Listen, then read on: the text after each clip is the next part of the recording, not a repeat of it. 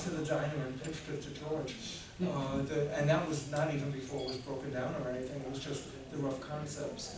We talked about it for hours, and we talked about it, you know, we both knew what we had there, and our goal was to make sure that the fans wouldn't know. The beauty of it was this is before the internet, it's before the Diamond catalog. Today, I don't think you can keep anything a secret. And to me, stories, you should not know anything about a story before you read it. Because where's the surprise then? Where's the thrill? So you go, okay, where's the sequence that I saw in Diamond? You know, come on, where is it popping up?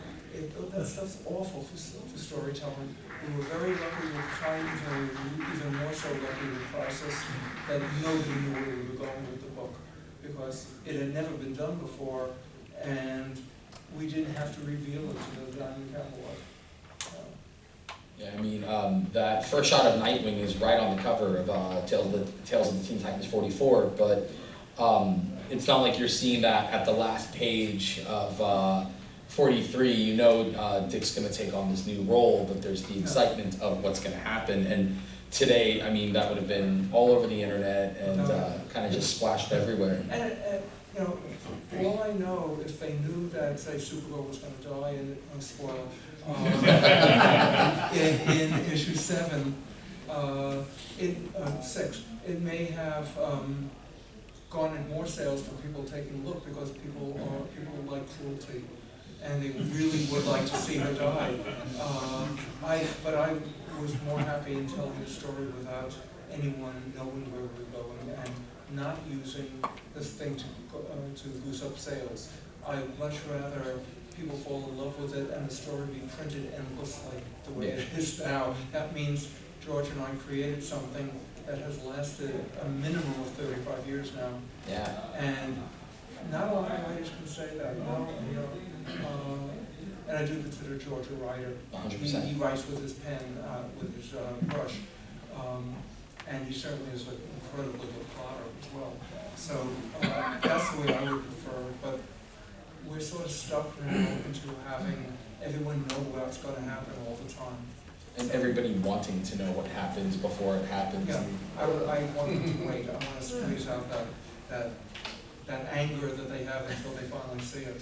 You know, there's something to be said for having to wait the 30 days for the next issue rather than, you know, having to know everything immediately all at once. And I think, not to be old man yells at cloud, but it certainly comes from that binging culture where why wait when I can do it all at once? And there's...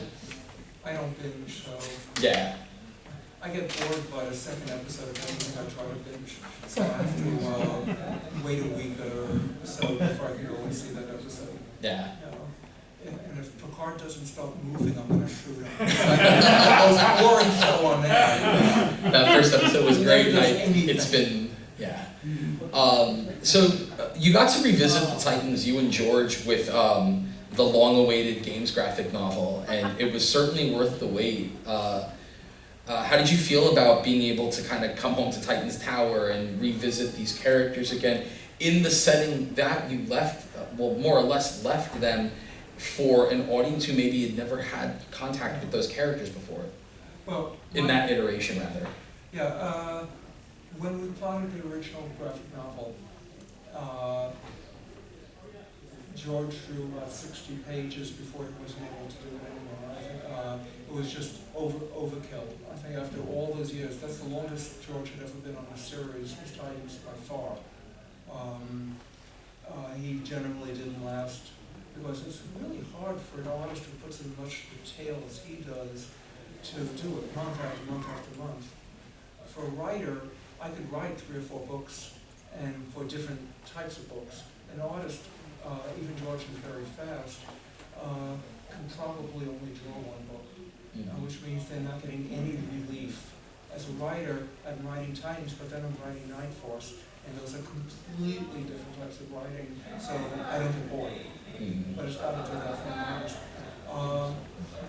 What I loved was the original Games graphic novel was, you know, going to fit into continuity. was going to be just a fun story. We didn't have to have a dark story or a deep story because we had a regular monthly comic. But you can't do that, even though 60-something pages were drawn, you can't do that if the book hasn't been around for 35 years, or how many years it was. You have to tell a very different type of story. So I had to figure out the pages that George had already done, come up with a brand new storyline. I decided not to use anything of the original story and write it around the artwork. And we inserted a couple pages early on to cover things that I needed covered. The whole way the story worked is completely different from the way it was originally going to work. And pages that were already drawn, because of the way I wrote it, told a completely different type of story. You never know it because it fits the pictures that George drew. But it's a totally different type of story. As far as, did you ask about the blowing up of the tower? I haven't, I was gonna get to that, but let's, spoiler alert, guys, again.